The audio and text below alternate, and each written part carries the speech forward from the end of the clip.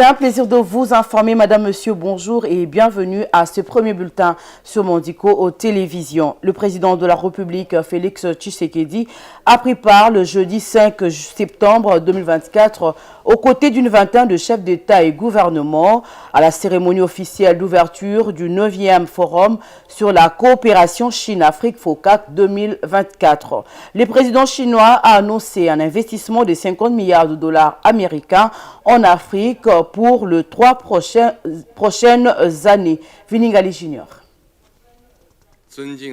Excellent. Dans son allocution, le président chinois a annoncé un investissement de 50 milliards de dollars américains en Afrique pour les 3 prochaines années. Le président Xi Jinping a présenté de nouvelles idées et propositions pour la construction d'une communauté des destins de haut niveau Chine-Afrique et il a annoncé de nouvelles actions et mesures pour la coopération pratique sino-africaine. Selon le président Xi Jinping, cet investissement devrait concerner plusieurs domaines, notamment les énergies renouvelables, l'industrie, les infrastructures, l'agriculture, pour ne citer que cela. Pour cette édition qui marque le 25e anniversaire du FOCAC, le participant échange autour de thèmes s'associer pour promouvoir la modernisation et construire une communauté d'avenir partagée Chine-Afrique de haut niveau. Cet événement consacre le rapprochement entre la Chine et l'Afrique pour relever le défi du développement et créer une plateforme de maximisation d'opportunités des coopérations multilatérales. 4 réunions sont également prévues et aborderont respectivement la gouvernance de l'État, l'industrialisation et la modernisation agricole, la paix et la sécurité, ainsi que la coopération de haute qualité dans le cadre de l'initiative La Ceinture et la Route. Les travaux du FOCAC seront sanctionnés par 2 documents officiels, à savoir la déclaration de Beijing et un plan d'action pour établir un consensus majeur entre le continent africain et la Chine et tracer la voie pour la mise en œuvre d'une coopération sino-africaine de qualité au cours des 3 prochaines années. Ces assises constituent pour la République démocratique du Congo, principale destination des investissements chinois en Afrique en 2023, une occasion d'élargir la coopération avec la Chine au secteur de l'agriculture et de l'industrie pour transformer localement nos minerais et des énergies renouvelables. Nos coopérations sur la prévention, la réduction.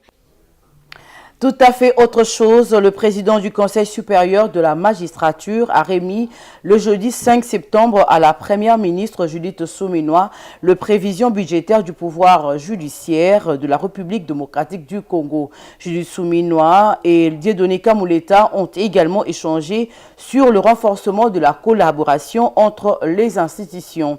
Dieudonné Kamuleta a aussi remis à la première ministre le PV concernant l'évasion à la prison de Makala survenu le 1er septembre 2024. N'oubliez pas que le pouvoir judiciaire doit rester en permanence en contact avec les autres pouvoirs.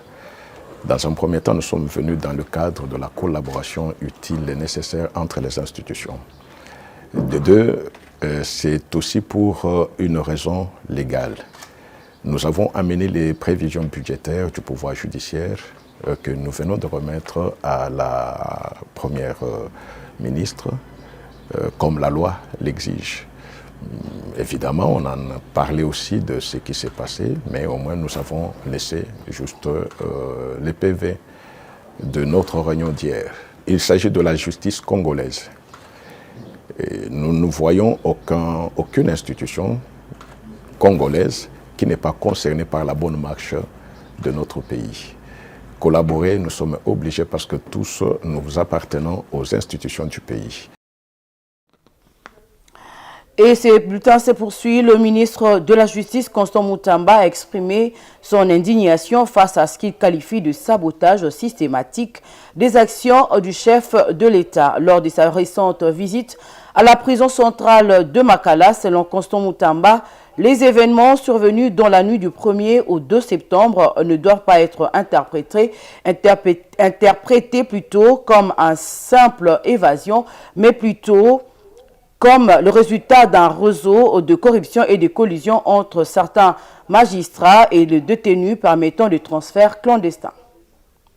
Je viens d'atterrir et croyez-moi, je règle cette affaire. Le ministre de la Justice, Constant Moutamba, a exprimé son indignation face à ce qu'il qualifie de sabotage systématique des actions du chef de l'État. Lors de sa récente visite à la prison centrale de Makala, il a mis en lumière de pratiques illégales qui mettent en péril la sécurité et l'intégrité du système judiciaire. Selon lui, les événements survenus dans la nuit du 1er au 2 septembre ne doivent pas être interprétés comme une simple évasion, mais plutôt comme le résultat d'un réseau de corruption et des collusions entre certains magistrats et des détenus permettant des transferts clandestins. Loin d'être un simple constat, le ministre Moutamba a promis une réaction rapide et efficace. Je viens d'atterrir et croyez-moi, je règle cette affaire dans 2 semaines maximum. J'ai alerté, tous se sont constitués contre moi. Voilà les résultats. Ça, c'est un sabotage des actions du chef de l'État et ça ne se passera pas comme ça. Chaque semaine, les magistrats envoient des détenus ici, à Makala, sans tenir compte de la capacité de cantonnement de ceux. Et ça, c'est injuste. Vous venez ici, vous faites sortir des gens clandestinement. Ça, c'est un acte de sabotage, c'est pas de l'évasion. De toutes les fois où moi j'ai désengorgé, ils ont envoyé les doubles. C'est depuis que j'ai commencé, combien de détenus ont été envoyés ici, après le désengorgement. C'est là qu'on saura l'acte de sabotage d'où il est parti.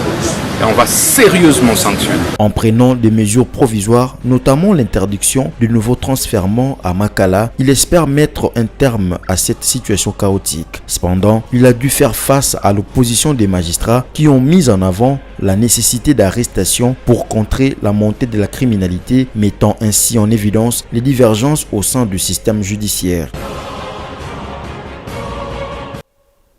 Il s'agit plutôt d'une évasion et non pas une évasion comme dit précédemment.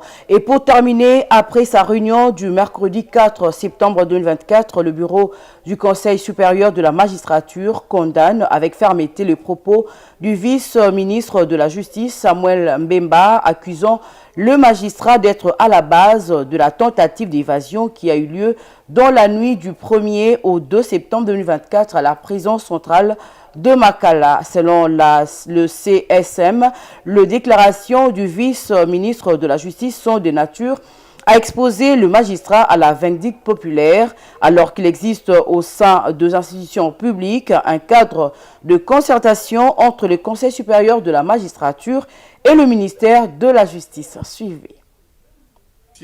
Du bureau du Conseil supérieur de la magistrature. Le bureau du Conseil supérieur de la magistrature s'est réuni ce mercredi 4 septembre 2024 dans la salle de plénière de la Cour constitutionnelle au sujet de la tentative d'évasion qui a eu lieu dans la nuit du 1er au 2 septembre 2024 à la prison centrale de Makala et de la note circulaire numéro 008-CAB-ME-JS 2024 du 2 septembre 2024 signée par le vice-ministre de la Justice et garde des Sceaux relative à l'interdiction de transfèrement des détenus préventifs à la prison centrale de Makala et à la prison militaire de Ndolo. À ce propos, le bureau note ce qui suit. La prison centrale de Makala fut construite en 1957 avec une capacité d'accueil de 1500 détenus pour une population de plus ou moins 250 000 habitants de la ville de Kinshasa. Avec l'augmentation exponentielle de la population et l'accroissement de la criminalité, la solution appropriée pour résorber la surpopulation carcérale à la prison de Makala tient à la fois à la construction de nouvelles prisons et maisons d'arrêt et à l'application stricte de la loi sur la détention ainsi que celle sur le régime pénitentiaire. Contrairement aux déclarations faites lors des sorties médiatiques du vice-ministre de la Justice et garde des Sceaux, les magistrats ne sont pas responsables de la tentative d'évasion qui a eu lieu à la prison de Makala. Les déclarations du vice-ministre de la Justice et garde des Sceaux sont de nature à exposer les magistrats à la vindicte populaire alors qu'il existe au sein des institutions publiques un cadre de concertation entre le Conseil supérieur de la magistrature et le ministère de la Justice, lieu indiqué pour traiter des questions transversales relatives à l'administration de la justice. Le bureau du Conseil supérieur de la magistrature invite les magistrats à poursuivre l'accomplissement des tâches de la profession dans le strict respect de la Constitution et des lois de la République pour l'émergence de l'état de droit en République démocratique du Congo. C'est la fin de ce premier bulletin sur Mondico Télévision. Merci de l'avoir suivi. Je vous retrouve à 11h30 avec le même plaisir.